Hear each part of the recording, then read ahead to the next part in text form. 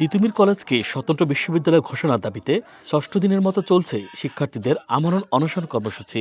পাশাপাশি সড়ক অবরোধ কর্মসূচি পালনেও জড়ো হয়েছেন প্রতিষ্ঠানটির শিক্ষার্থীরা। ঘোষণা অনুযায়ী সকাল থেকে শাটডাউন থাকবে কলেজ, বন্ধ থাকবে সব একাডেমিক ও প্রশাসনিক কার্যক্রম।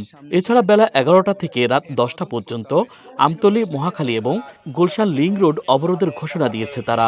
বর্তমান প্রশাসনিক ক্লাস থেকে শুরু করে সবকিছু বন্ধ আছে। মহাখালী, আমতলী থেকে রেলপথ থেকে আমরা বাড্ডা লিংক রোড পর্যন্ত ব্লকেট কর্মসূচি পালন করব। এর আগে রোববার সন্ধ্যায় মহাখালীর আমতলীতে ঢাকা ময়মনসিংহ মহাসড়ক অবরোধ করেন শিক্ষার্থীরা। এতে বন্ধ হয়ে যায় দূরপাল্লার ও অভ্যন্তরীণ রুটের সব ধরনের যান চলাচল। তীব্র যানজটে চরম দুর্ভোগে পড়েন অফিস ফেরত কর্মজীবী ও সাধারণ মানুষ।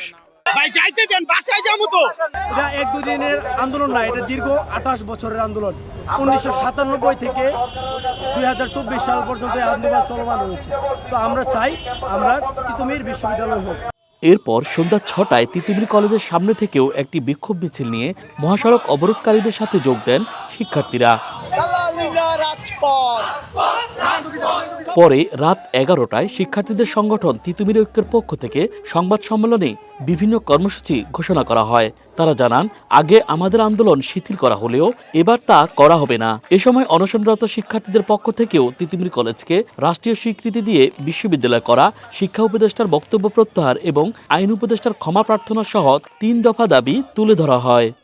আমরা তিতুমিরকে আজকে বিশ্ববিদ্যালয় ঘোষণা করে দিলে কালকে তিতুমির বিশ্ববিদ্যালয় হয়ে যাবে না, আমরা সেটি ভালো করেই জানি। কিন্তু ঘটনা যেটি হচ্ছে, তিতুমিরকে বিশ্ববিদ্যালয় ঘোষণা করে প্রজ্ঞাপন জারি হোক, কাজ শুরু হোক, 9 বছর লাগুক, 5 বছর লাগুক, কাজ শুরু হোক। সরকারি তিতুমির কলেজকে স্বতন্ত্র বিশ্ববিদ্যালয়ে রূপান্তরের দাবিতে বেশ কয়েক মাস ধরেই আন্দোলন করে আসছিলেন প্রতিষ্ঠানটির শিক্ষার্থীরা।